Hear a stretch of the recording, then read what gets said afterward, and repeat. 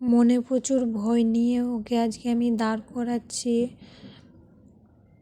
তো প্রচুর ভয় কাজ করছে মনের ভেতর, ও আদৌ হাঁটতে পারবে কি পারবে না সেই নিয়ে।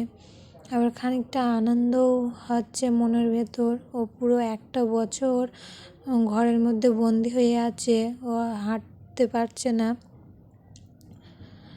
তো তার জন্য তো আজকে খুবই আনন্দ পাচ্ছি যে অনেকটা পা বাড়িয়ে বাড়িয়ে ও আজকে ওকে সারা উঠোন আজকে হাঁটাবো। আমি চেষ্টা করব, দেখি কত দূরও যেতে পারে, হাঁটতে পারে। তো থেমে থেমে ওকে পুরো উঠোনটা আজকে ঘোরাবো।